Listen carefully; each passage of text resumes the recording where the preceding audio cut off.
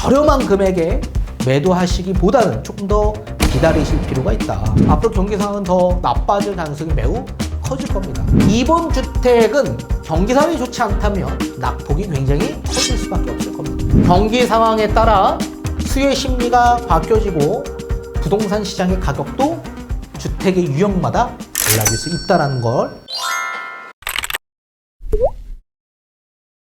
네, 안녕하세요. 반갑습니다. 이경민의 부동산 하이킥의 이경민입니다. 자, 부동산을 124 통계 자료에 따라 지금 전국에 있는 아파트 가운데 약 54.1% 정도가 20년 이상 된 구축 아파트로 집계되었습니다. 자, 그 지역들 가운데 서울 지역 일대가 약 63% 비중으로 20년 이상 된 구축 아파트의 비중이 가장 큰 지역으로 분류되었습니다.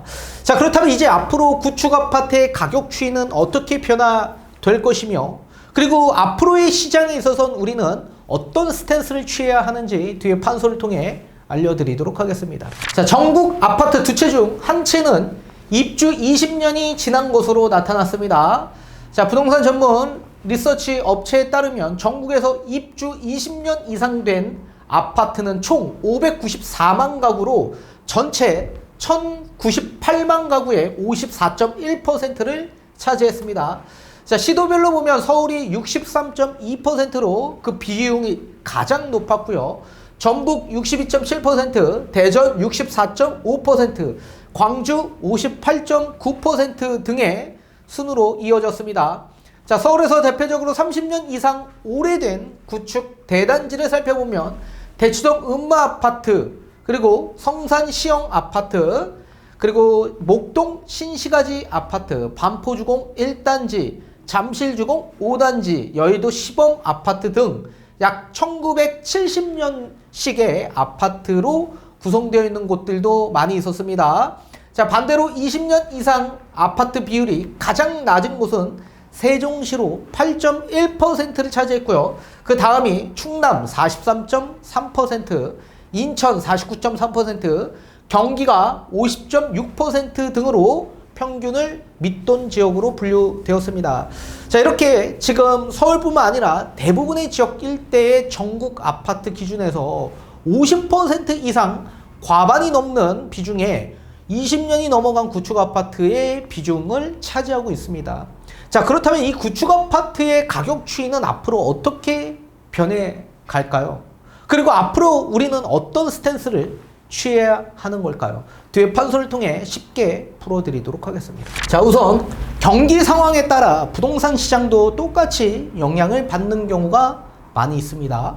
자, 대표적인 건 내수 경기가 악화되기 시작한다면 부동산 시장에 있어 수요의 심리가 악화될 수 있죠. 그러면 이제 집값에 영향을 받아 집값도 하락할 수 있습니다. 반대로 내수 경기가 좋은 시장이라고 한다면 수요의 심리가 개선돼서 부동산 시장의 가격도 상승될 수 있습니다. 그래서 경기 상황에 따라 부동산 시장도 똑같이 변화될 수 있다라는 얘기입니다. 자, 그러면 경기 상황이 좋은 시기에 수요층 입장에서 봤을 때 가장 중요한 게 공급 사이드보다 수요 사이드가 가장 중요하다라고 했습니다. 경기 상황이 좋으면 수요가 시장에 참여할 텐데 그 이유는 수요의 심리가 개선되기 때문에 그렇죠. 그러면 이 시장에 나오는 수요는 실수요 플러스 투자 수요가 함께 나오는 시장이다 라고 보셔야 됩니다. 반대로 경기 상황이 좋지 않은 시장이라고 한다면 이 시기에는 투자 수요가 감소되는 시장이고, 반대로 그나마 내 집 장만하려고 하는 이사 계획을 세우는 실수요 시장만 시장에 참여하는 시장이 될 겁니다. 자, 우선 첫 번째 신축 아파트 기준에서 한번 보도록 하겠습니다. 자, 신축 아파트는 실수요와 플러스 투자 수요가 함께 유입될 수 있는 주택입니다. 자, 그 대표적인 이유 첫 번째, 전세 가격이 다른 유형의 아파트 그리고 다른 연식의 아파트에 비해서는 훨씬 더 월등히 높습니다. 자, 전세 가격이 높은 가장 큰 이유는 실사용의 가치가 높기 때문에 그렇죠. 그래서 실거주 목적을 계획하는 실수요 입장에서는 신축 아파트로 유입되는 수요가 훨씬 더 많은 겁니다. 그리고 두 번째, 지금 공급이 부족한 현상이 계속 나오고 있는 상황입니다. 자, 공급이 부족하다면 신축에 대한 희소성이 부각될 수밖에 없겠죠.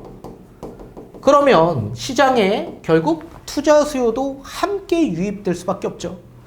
따라서 지금 신축 아파트 같은 경우에는 실수요가 굉장히 많이 유입될 수 있는 아파트고, 또 여기에 투자 수요도 많이 유입될 수 있는 아파트입니다.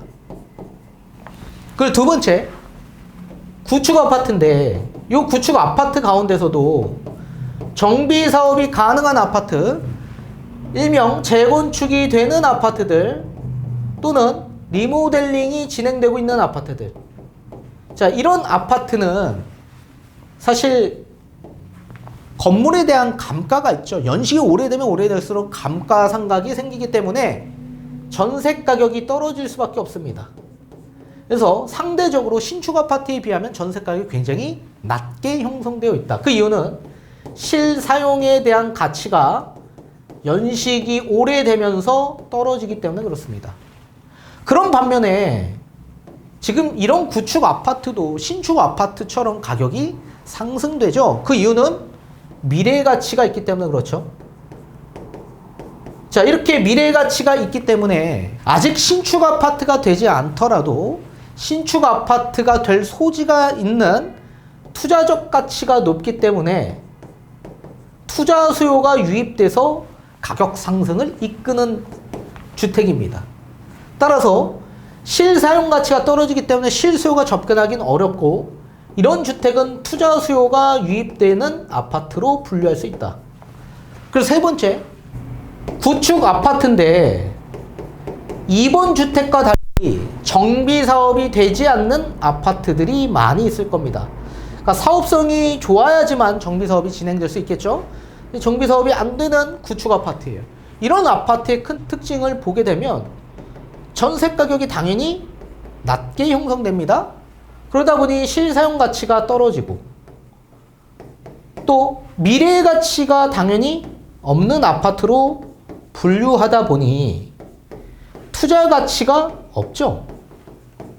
자, 이런 상황에서 수요층 입장에서는 결국 실수요도 유입되기 어려운 아파트로 분류할 수 있고, 투자 수요도 유입되기 어려운 아파트로 분류할 수 있습니다.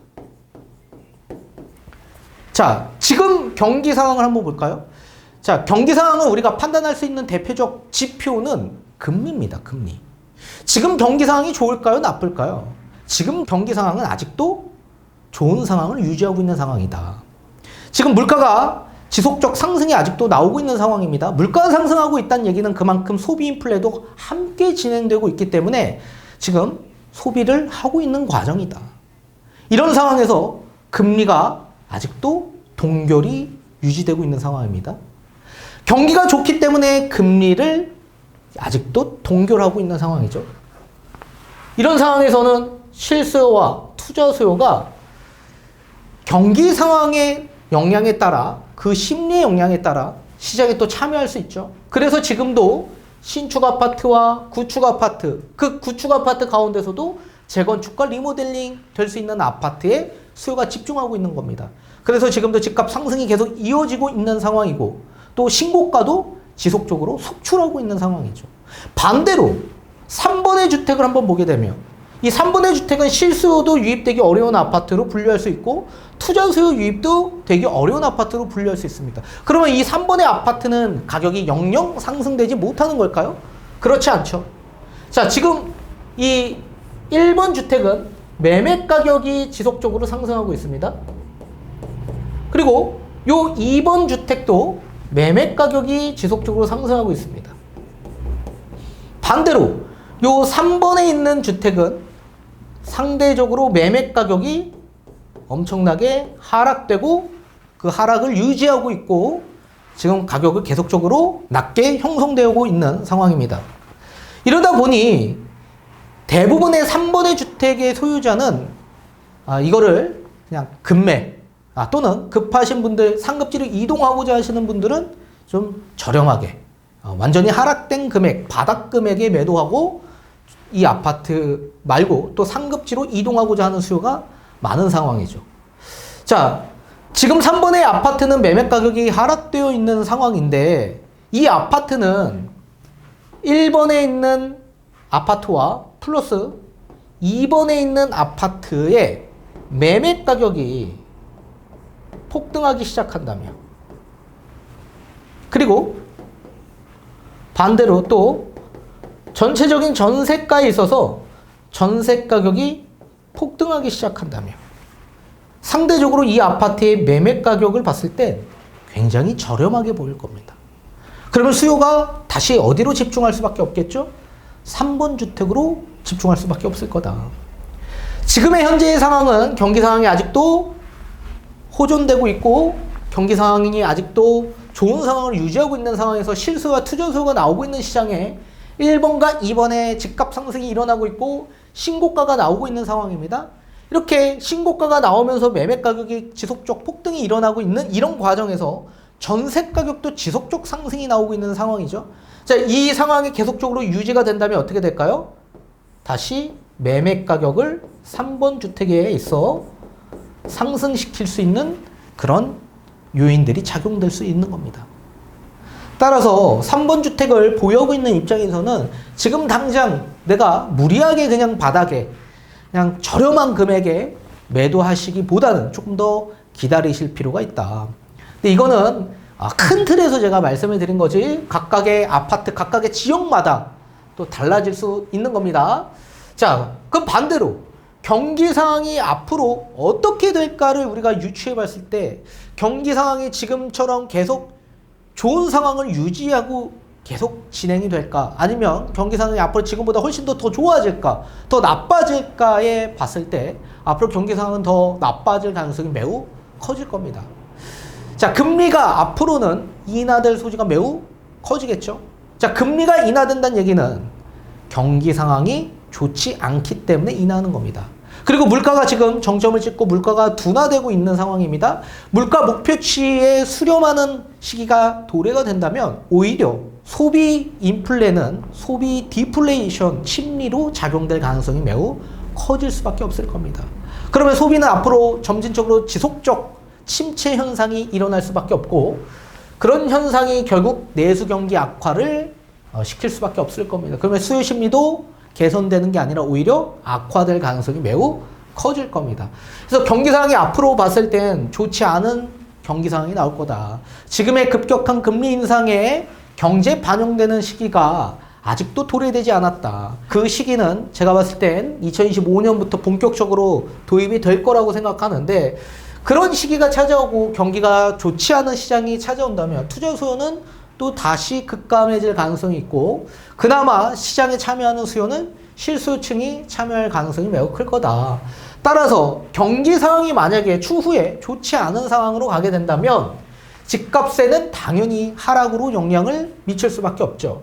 공급과 수요의 사이드 면에선 수요 사이드가 가장 경기 상황과 부동산 시장에 영향을 미치기 때문에 그렇습니다. 자, 그런 시장이 도래가 된다면 어떤 아파트의 낙폭이 가장 클까를 봤을 때 자, 우선 1번의 신축 아파트를 보게 되면 투자 수요도 유입되고 있는 아파트지만 실수요가 유입될 수 있는 아파트죠.